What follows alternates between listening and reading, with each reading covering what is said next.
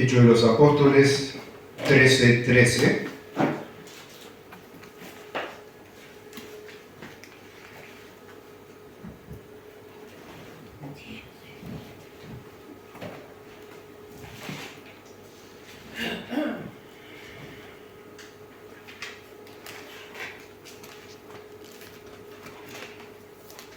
El título dice: Pablo y Bernabé en Antioquía de Pisidia.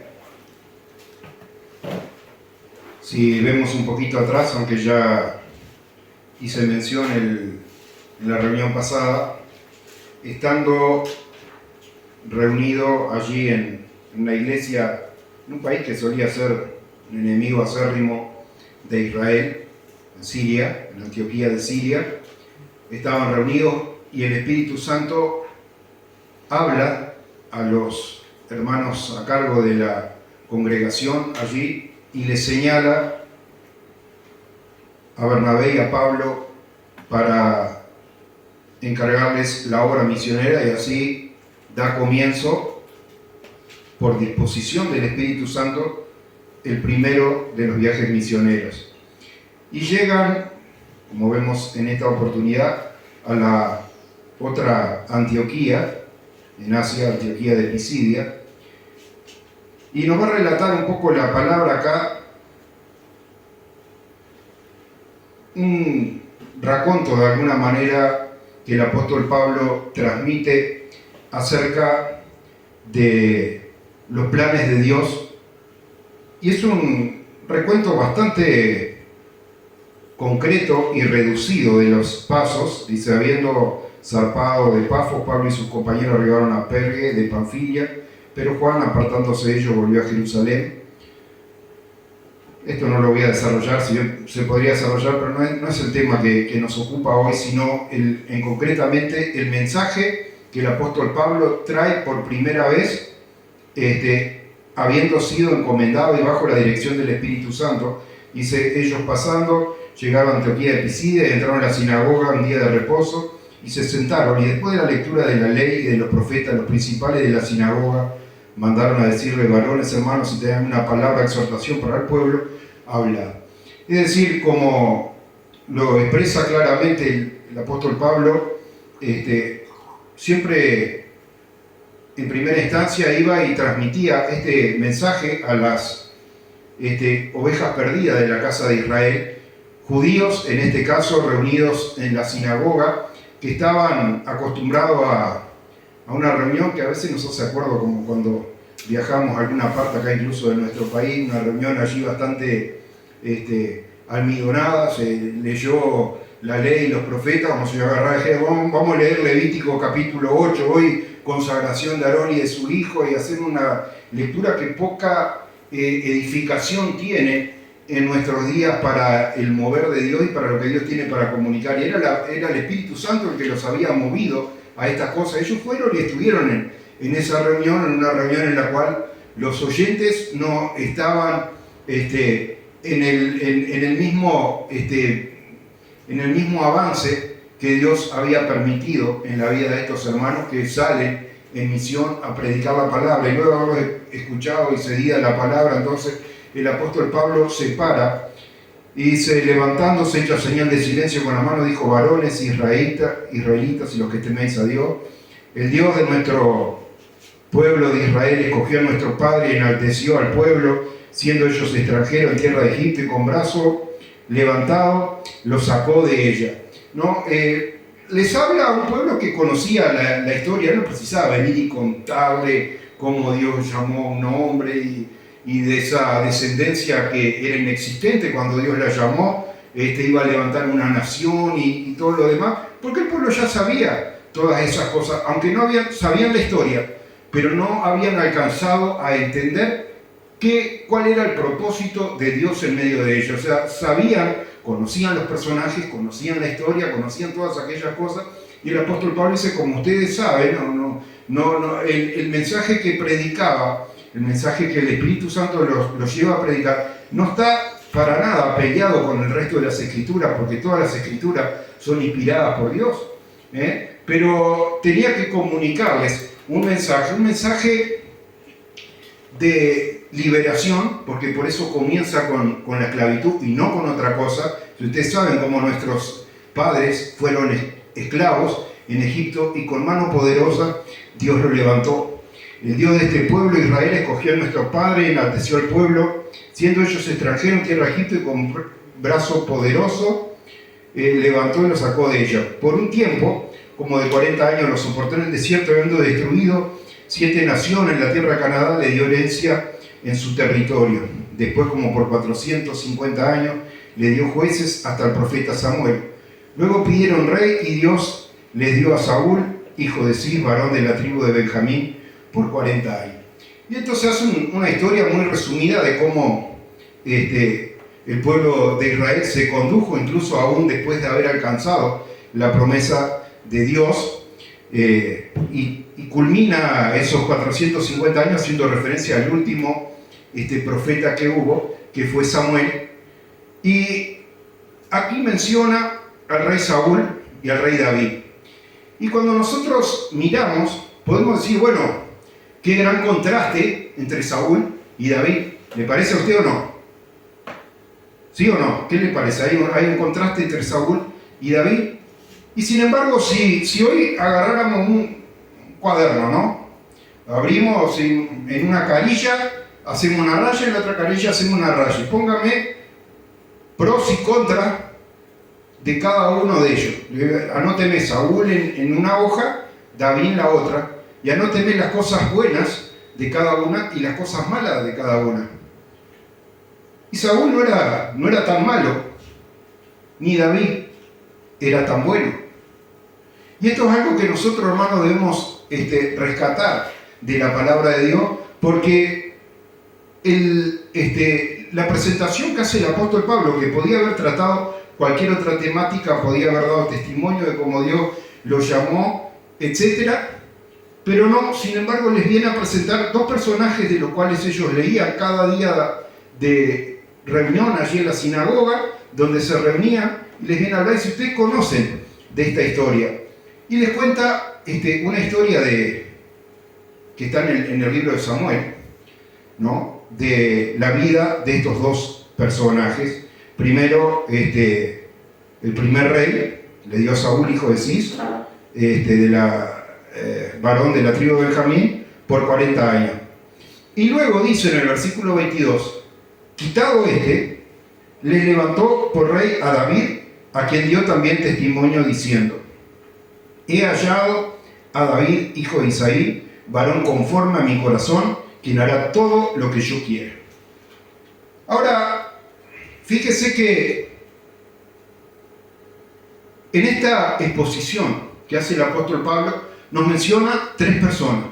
Nos menciona al último profeta, que fue Samuel, nos menciona al primer rey, que fue Saúl, que estuvo 40 años gobernando, y nos menciona a David, que primeramente fue rey de Judá y después de varios años accede al reino de todo Israel.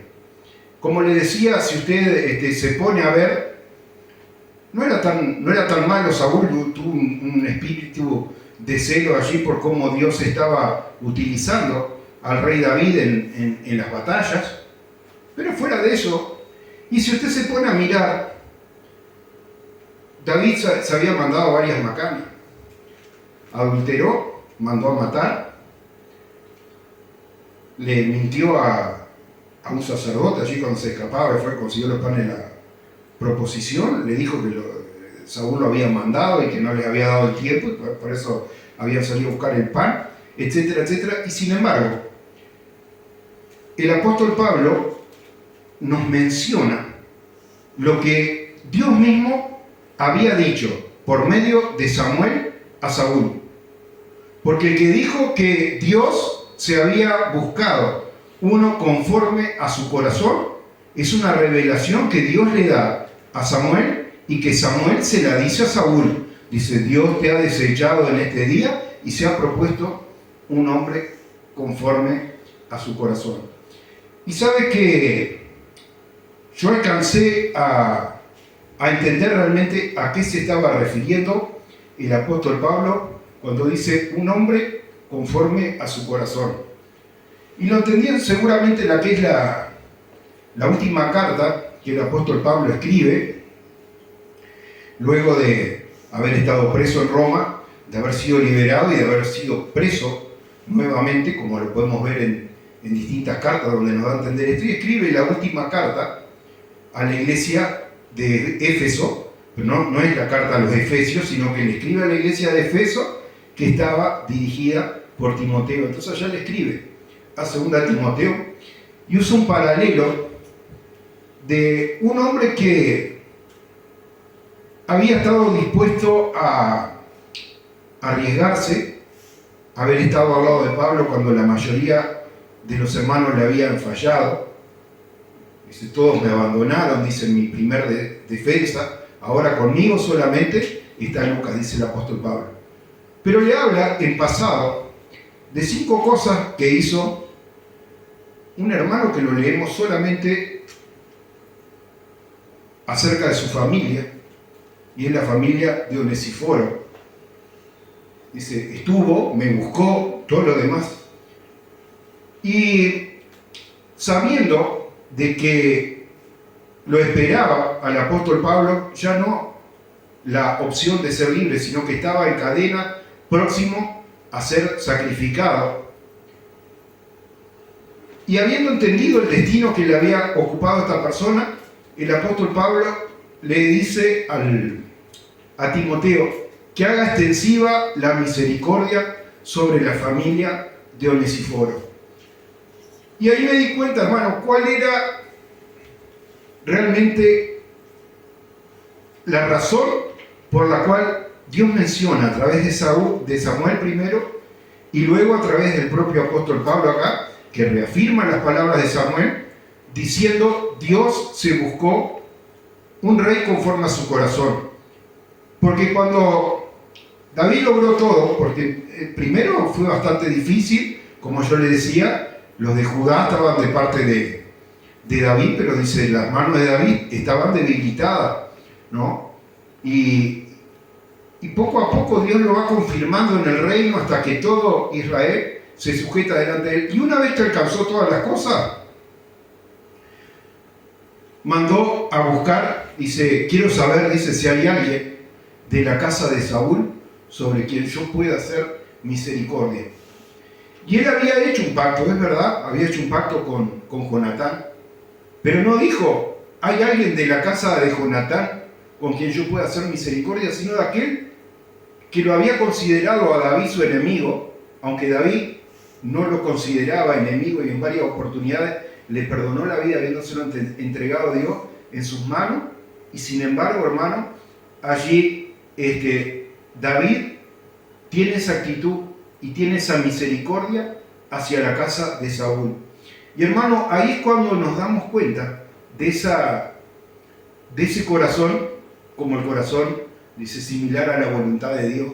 Porque Dios, hermano, de la misma manera, no tomando en cuenta las persecuciones, no tomando en cuenta las deslealtades, no tomando en cuenta las fallas y todo lo demás, hermano, está dispuesto a recibirnos a nosotros a misericordia, de la misma manera, hermano, que David estuvo dispuesto a hacerlo, sin saber quién era el descendiente que pudiera quedar vivo, que quedaba uno, que era Mefiboset. Usted después lo puede leer si quiere, en 1 Samuel 20, si no me equivoco, que yo lo estuve meditando. Pero el apóstol Pablo, hermano, le viene a traer esta historia, esa historia de un hombre conforme al corazón de Dios, para que nosotros entendamos, hermano, como yo le dije, que no era porque David fuera tan bueno, pero Dios había puesto ese sentir. Y la palabra de Dios nos exhorta y dice, haya en vosotros ese mismo sentir que hubo en Cristo Jesús, hermano. Es cuando nosotros aprendemos de la misma manera a poder perdonar al que nos persiguió, al que nos hizo la guerra, porque cuántas veces guardamos rencor por cosas chiquitas. Dígame si no es verdad. Y somos creyentes y una gota de tu sangre sobre mí, todo lo que usted dice, y quedamos enojados. A veces por niñerías y por cosas chicas, no por cosas tan groseras como le habían pasado al propio David. Y sin embargo, cuando tuvo la oportunidad, hermano, ¿qué hizo? Extendió la misericordia, porque justamente en eso se asemeja a la voluntad de Dios, a que hemos conocido un Dios de misericordia. En esa cosa, hermano, es lo que David se asemejaba a Dios, hermano. Y hoy yo quería compartirle eso porque después en alguna oportunidad vamos a estudiar esa carta de Timoteo, pero sí sería importante en la vida del apóstol Pablo haber entendido esta realidad, que él comienza su primer predicación misionera exaltando el llamado de Dios y remarcando ese corazón similar a la voluntad de Dios que había en David. Y cuando miramos en qué estuvo marcado eso, mayoritariamente en esa misericordia acerca de los enemigos. Y termina también, como se estima que Segunda Timoteo es la última carta que haya escrito el apóstol Pablo, haciendo extensivo y con un mensaje de esperanza. Yo no quiero extenderme de más hoy, porque sería para desarrollarlo y estudiar ese otro capítulo, pero vamos a dejar algo para otra reunión o para que usted también pueda estar meditando en la palabra. Que Dios le bendiga.